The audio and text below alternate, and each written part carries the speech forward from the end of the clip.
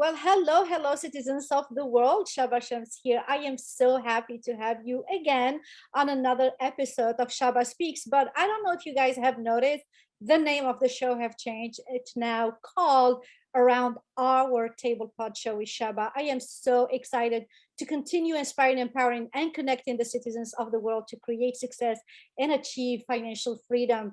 And my heart and our heart is the right place, trying to inspire people and bring them together around our table to share our experiences and our latest findings and everything that we're doing.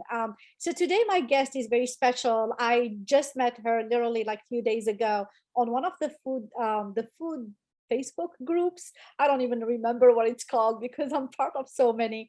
And I invited her to come to my show because not only she's an entrepreneur, but she's also a food entrepreneur. Imagine that. And I am so excited to invite my dear friend, Gidget.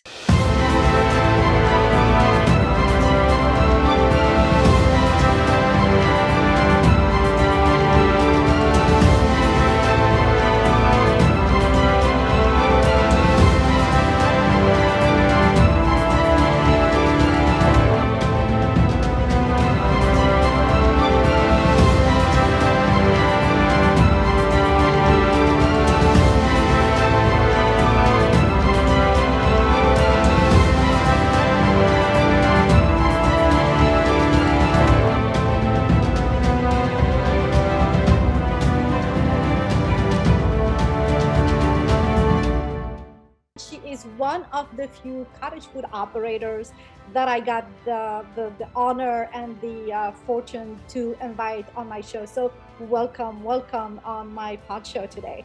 Thank you for having me. It's really my pleasure. So before we dive into questions and asking you tons of questions about the cottage food operators and industry that I am so passionate about, tell us a little bit about yourself. And I know you started mentioning a few things before the show, and I said, hold it, let's discover all that you are about during our interaction.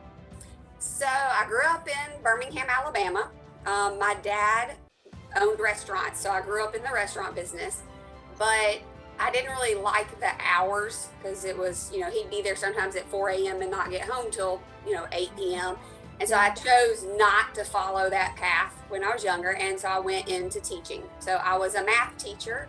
I actually went all the way through and got my doctorate. So I could have been a principal. I had a doctorate in educational leadership. Yeah. Wow, that is really impressive. And so, but my husband was military. So when I met him and married him, we started moving around a lot. And so this last time we moved, he had retired. We moved to Florida, and I decided I didn't want to do teaching anymore. I didn't want to do education anymore. So I went back to my roots and decided to do something in more of the restaurant field. But in this area, there's not a lot of location for a physical place. So I wanted to do baking. So I started pastry school, and I've just started out with a cottage food business. Hopefully one day I'll be able to have a physical location, but if not, I'll stick with the cottage food. Yeah, already I have like probably 20 questions that just pop in my head as I am listening to you. First of all, your husband is in the military, so thank you so much for his service. What are the different places that you have gone to overseas, or is it mainly moving around in the United States? Have you gone through his deployment overseas? So when I met him, he was actually a Marine, and he had been overseas, but right after we got married, he got out of the Marines and went to officer training school and went into the Air Force. And so he became a pilot. Wow. So we actually have, since I've met him, we've only been stationed in the States. Before I met him, he was stationed, I know he was stationed in Japan at one point, but I have not had the fortune to go anywhere, exciting through his career. But so we've been in Texas, Arkansas, Mississippi, Alabama. I'm probably missing some, and then Florida. Mainly in the South, right? Yeah, in the southern. United States, the southern side. The reason I was asking this question is because when we go overseas and we live a certain amount of time in different countries with different,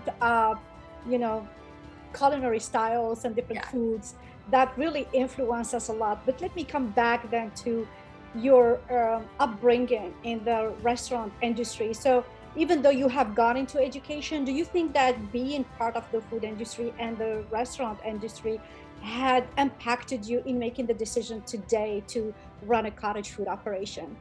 Yes, I mean, I loved working. I started working with my dad when I was 7. I would go in and stand on a milk crate at the register, and my aunt worked there. She was the cashier, so I would stand next to her and I'd go wipe tables off, just on a Saturday. Just for me, it was fun.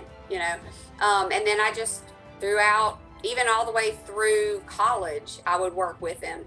And then at one point, he actually had a heart attack, and I did run the restaurant for a while. Wow. So is he okay now? I mean, oh yeah, he's actually retired because his restaurant got blown away by a tornado. Oh wow. So that was his retirement plan, was the tornado said. What year was that? When was that? 2010? Was it Katrina? I want to say it was like 2010. Mm. So, but I mean, just being there was a lot of fun for me. Like I have a lot of good memories. So it definitely inspired me, but he did more savory. He did, hamburger places, pizza places, food. The last place he had was a Cajun restaurant in Birmingham. And I wanted more of the sweet side. I wanted to do desserts. So that's why I went the baking side. So let me take you back to your childhood, growing up. Can you think of a food, a dish that really was a beautiful memory that up to now, when you see that dish or that pastry or whatever it is, you still have connection to that memory of the food? Do you have a dish like that? Or there's several. Several. But I will say one of them is the muffaletta. And it's got an amazing bread. And my dad, when he opened his business, he actually got the same bread that they used in New Orleans at Central Grocery. And so it's that we used to go, and every time we went to New Orleans, we would taste every muffaletta from every restaurant that we could find that had them. And so that, anytime I have one, I think about that. I think about our time in New Orleans. I think about his restaurant and how he had the same bread that we got when we would go to New Orleans from Central Grocery. And so it just kind of brings back all those memories. But for me, the bread, that's my go-to, which I guess is why I like that baking part. And I remember that bread. It was so good. Yeah, absolutely. So you moved to Florida and you didn't want to get back into education. I don't blame you, because I had a similar path too. I was in academia and in education, and then I moved to Florida 4 years ago. And then I decided, no, I think this is just the place to be. And I want to, move into my personal passion and be an entrepreneur. I don't want to work for anybody anymore. So we actually have that in common. I don't know if it's a good thing, but we're gonna have to find out. So you come to Florida, you don't want to go back to teaching, and you decide that I want to get into my passion, which is baking. Tell me a little bit about that. What was that journey like, and how did you really do the shift, and how did you start thinking even into living your passion and following your heart, even to go to pastry school? I'll actually put that on my husband. When I got here, he moved here before me because he had to start his job, and I had to finish my job in Tucson. I was in Arizona. And we got here and we were driving around, and he goes, "What's missing in this town?" And we drove around for a while, and a bakery. There's no bakery here. Yeah. And he said, "Well, you've always said you want to learn to make fancy cakes and learn how to bake." He said, "Why don't you do it?" And I was like, okay. And so he actually is the one who found out about cottage food business. Okay. So I started looking into school because I have an addiction to school. I love to go to school. So the first thing I did was like, well, where can I go to school? So I started looking for pastry school, and he was looking more on the business side. So he found the cottage food law, and he brought it to me, and he said, "Hey, why don't you go ahead and start doing it slowly, and while you're in pastry school, do a little bit of baking on the side and see what you can do." And I was like, okay. So we went through all the process. I have an LLC, and I looked at all the cottage food laws. We registered the business. We did all the legal stuff. Right. And then I just started baking for friends, for people I had met and I didn't know a lot of people here. So I started meeting people like, do you want to try some cupcakes?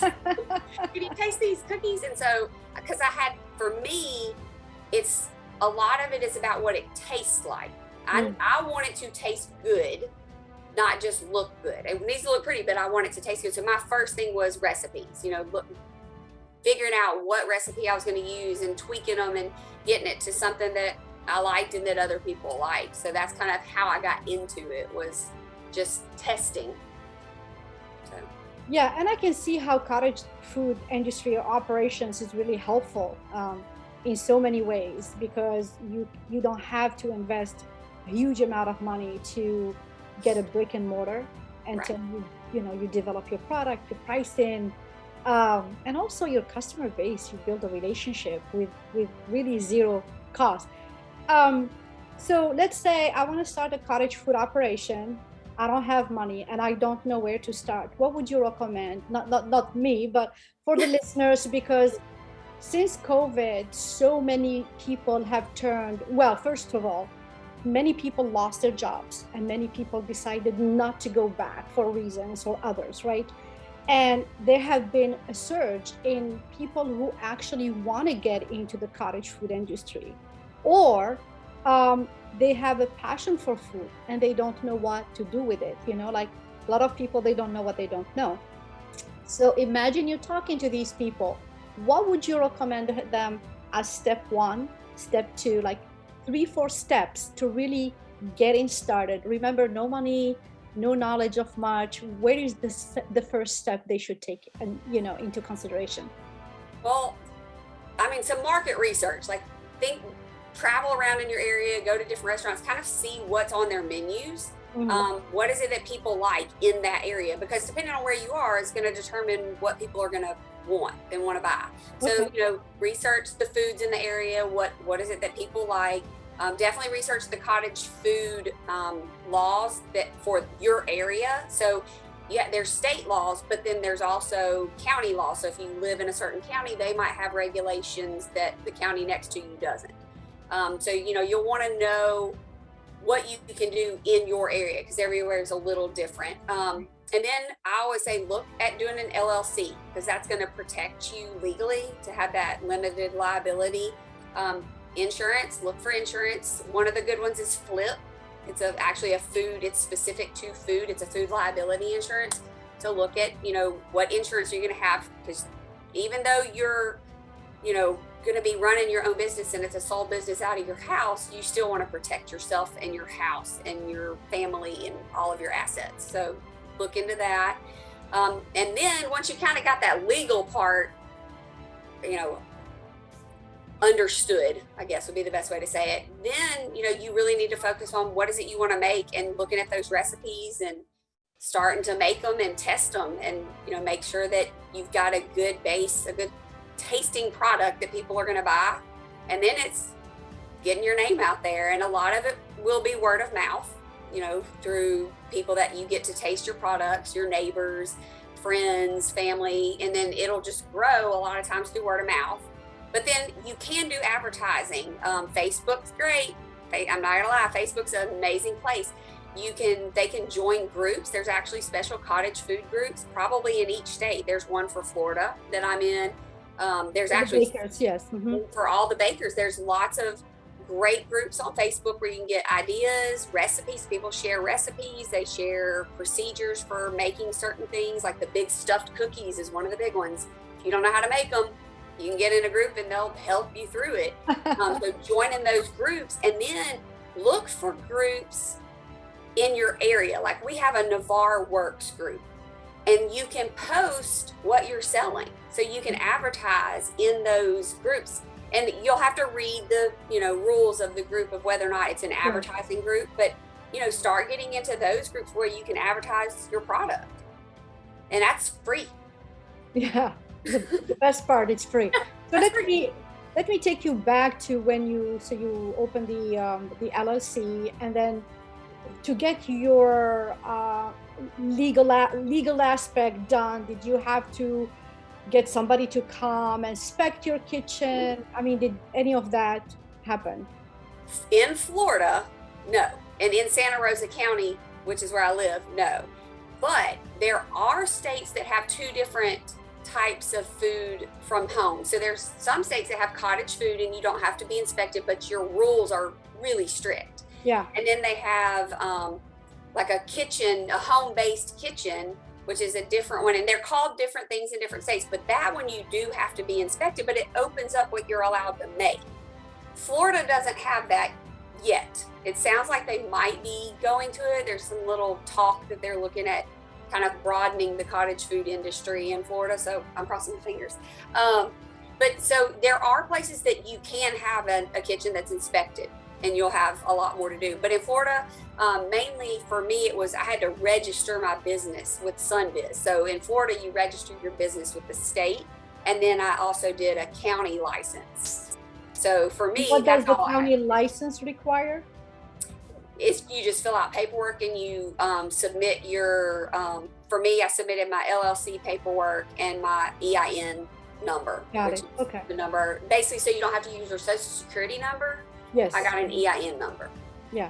And Florida has actually one of the best cottage food laws, namely that you're not required to have a permit license and things like that. And also the cap of income was raised actually to $250,000.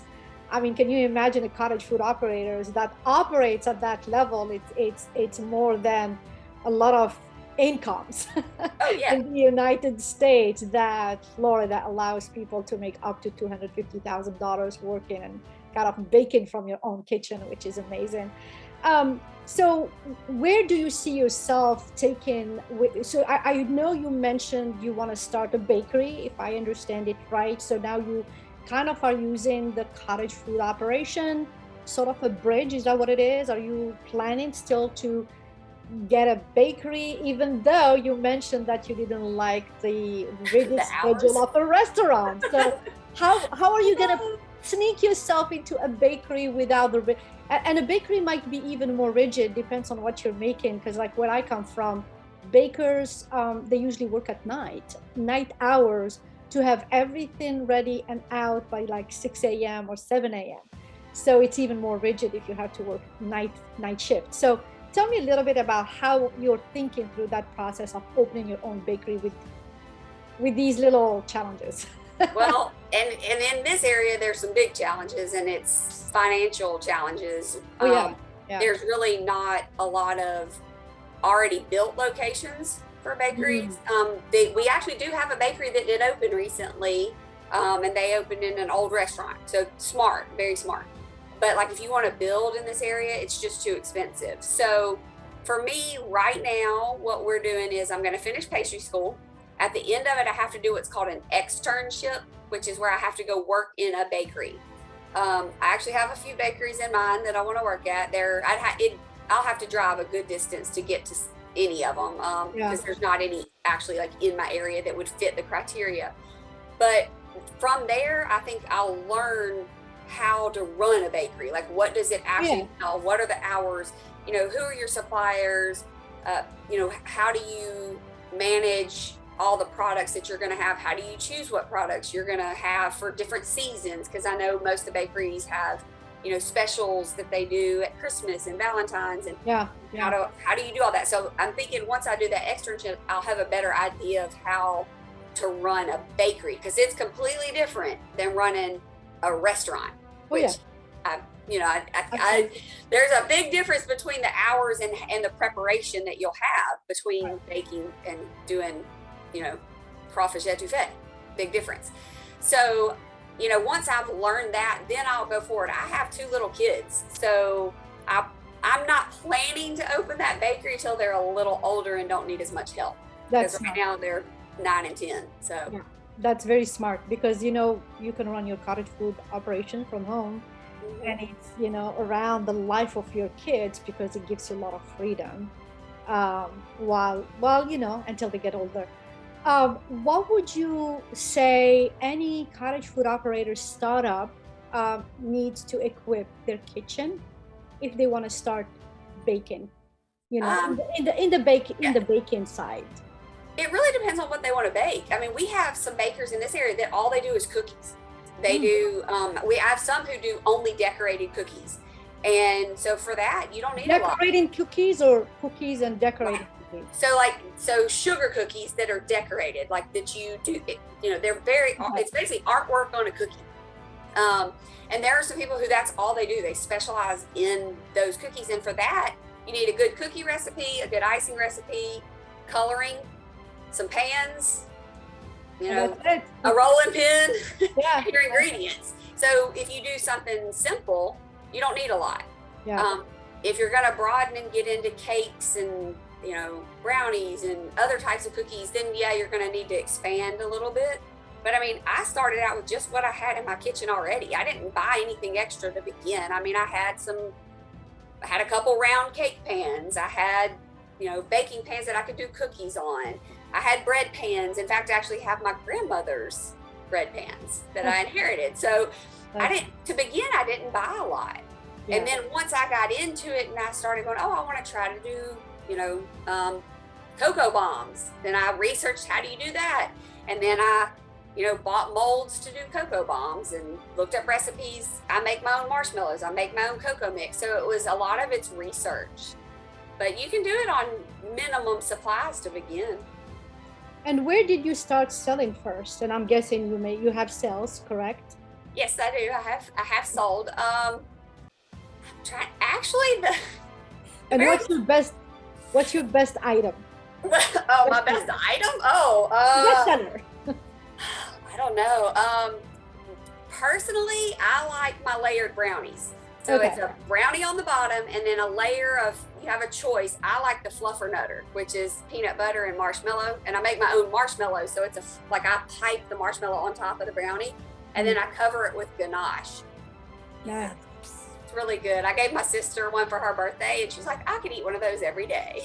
They're amazing. You should definitely send me a picture of it, at least, if not a recipe. Yeah, I'll send you one. And where did you start selling first? So walk me into your journey. You decided to do it. You do all the paperwork. Now you are in the testing, selling mode. Where did you go first? And how was your emotion at the time? This is actually kind of funny. The first place I went was 1111 Tattoo. My husband was getting a tattoo, and so I went to watch him get a tattoo, and I took in some samples, some brownies and cookies and stuff. Yeah, some bagged cookies. And from there, they actually were my word of mouth. They're friends. They told their friends about it. Actually, while I was in there, one of the customers ordered something. There was somebody that was getting a tattoo.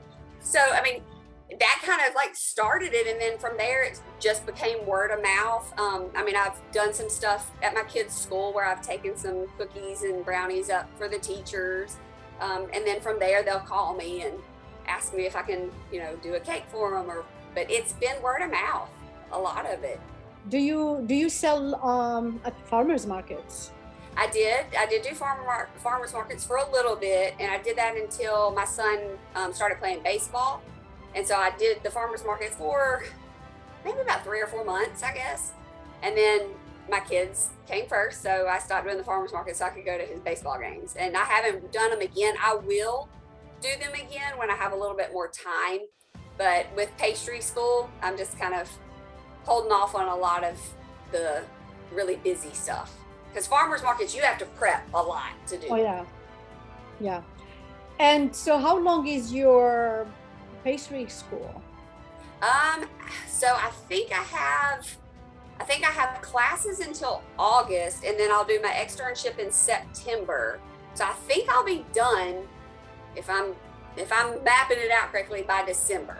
So January of 2023, I'll be able to go full force without having any school. So. That is awesome. So congratulations in advance. I'm always so happy and excited when I see people really follow their passions and their dreams, because it shouldn't be any other way.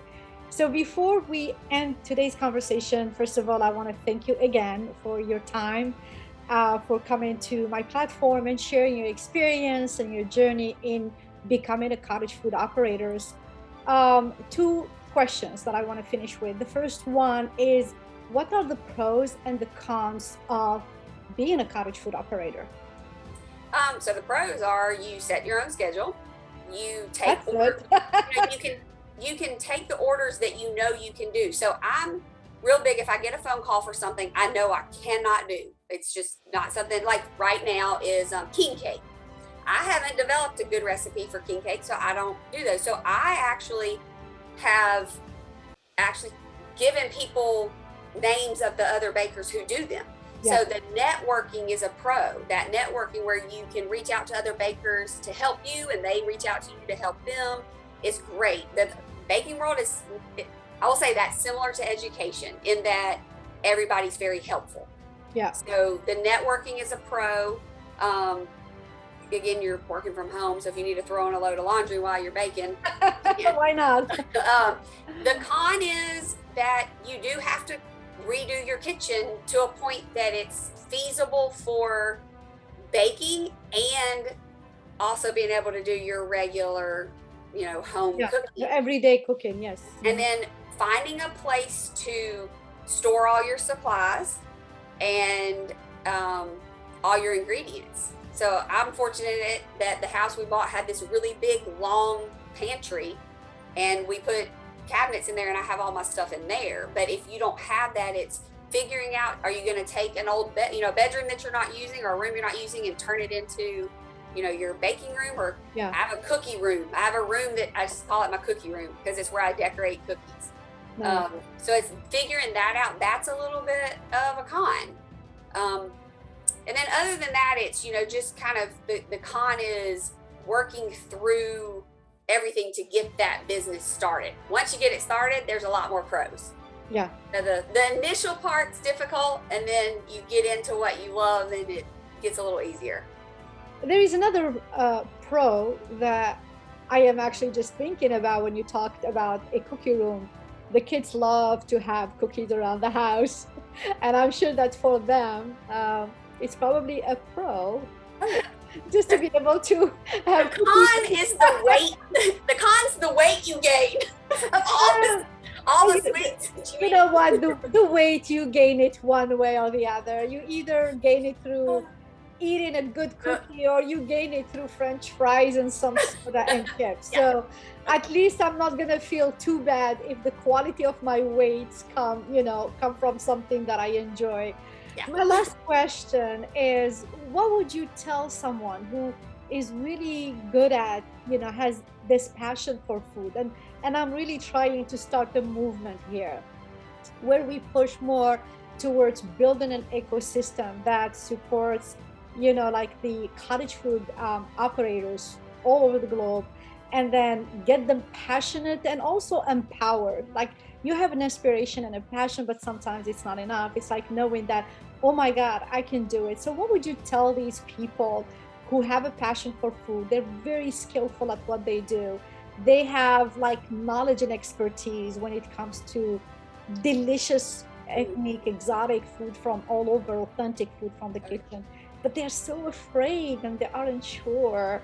What would you tell them? What would be the mindset they need to just like become brave and courageous and start something like that?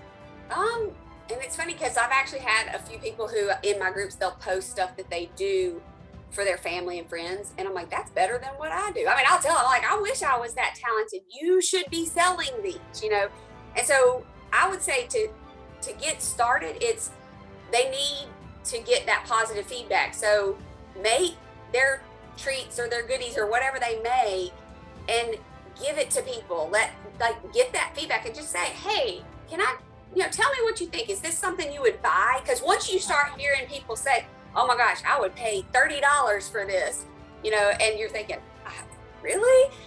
That inspires you to say, okay, if all these people are saying it's this good and they would buy it, then, why not try? And it's just, taking that first step. And then once people start telling you that your stuff's good, then it just kind of builds from there. But it is, it's difficult to take that first step. And another thing is find another baker in your area and talk to them. That's what I did. I found a girl who, she actually is a vegan baker. And I called on her and we met for lunch and we talked, and you know, and from there I was like, okay, I can do this. You know, it's just meeting those other people who've done it, get their stories. And actually I have another baker who I was going to meet for lunch just to talk about the business side of it, because she's amazing. She ended up getting COVID, so we didn't get to meet, but it's finding those connections and talking to them, and they inspire you. So reach out. That's why I say get in those Facebook groups, and then reach out to people and say, hey, would you meet me for lunch and talk to me about the business? So finding those friends, those connections is a really good step too. And what's the name of your business and how can people find you? So mine is actually Jordette's Homemade Delights, and it's a combination. My husband's name's Jordan, my name's Gidget. We put them together and came up with Jordette. And I actually have a Facebook page. I mean, you can actually type in Jordette's Homemade Delights. You'll find my web page. And then I do have a Facebook page that's also Jordette's Homemade Delights, and my Instagram is also Jordette's Homemade Delights. So you can find me on those platforms. And I will be definitely linking all your pages once this is ready, the interview is ready to go on YouTube. I will definitely link your pages as well for people to find you. Again, thank you so much for your time and for being here. Here you have it, guys, another episode of Around Our Table Pod Show with Shaba. I am so grateful for my guest time and expertise and her beautiful share today, and I hope this is inspiring to all the cottage food operators, startups or scale-ups, whatever phase, wherever you are in life, just follow your passion and then just do it. So we will see you on the next time, and salam. I'm gonna make a layered brownie with ganache. I have my brownie ready to go. I have my raspberry cream. I have a raspberry puree. And then I have my ganache ready to go as well. So I'm gonna start with the oval, and I'm just gonna cut out the brownie. I'm going to just use my spatula to pull the brownie out. So now I have my oval brownie. I'm gonna put a little bit of ganache on my cake board, just so that the brownie will stay.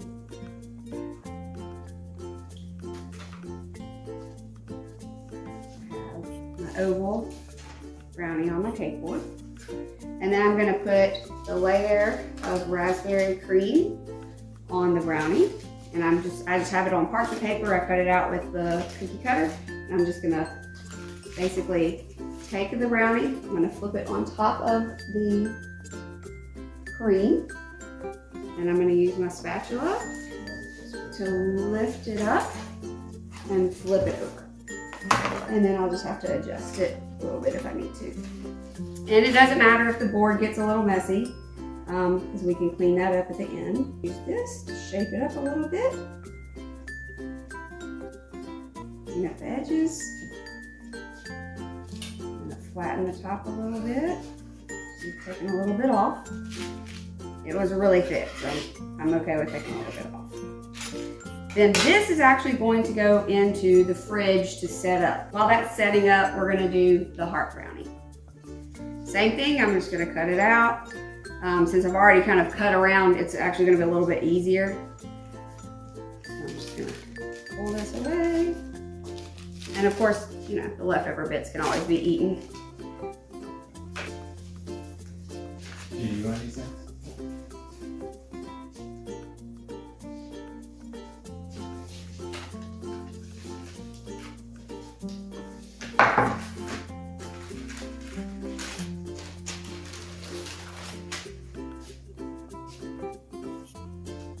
Do the same thing with this one.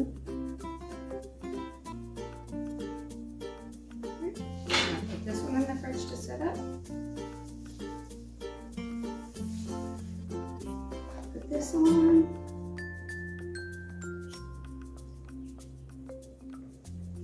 And my knife off again. Just smooth this out. And then I'll go ahead and put it back in the fridge and let it set up a little bit more while I rewarm my ganache. Because I'm not worried about the runoff of the ganache. I'm not worried about having to save it. Now I'm going to actually just pour it over it and let it slow.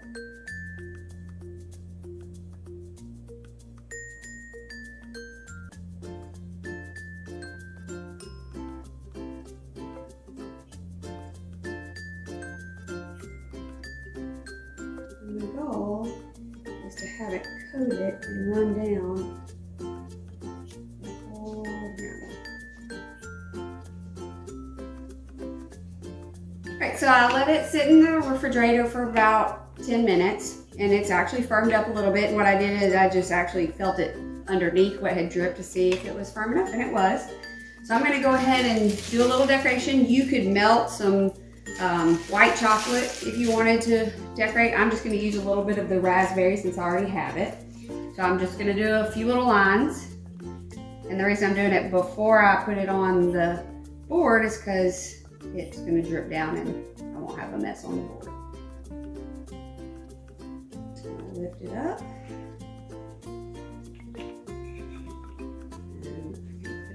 Here. And again, if it gets messy, it's not a big deal. We can wipe it off with a paper towel.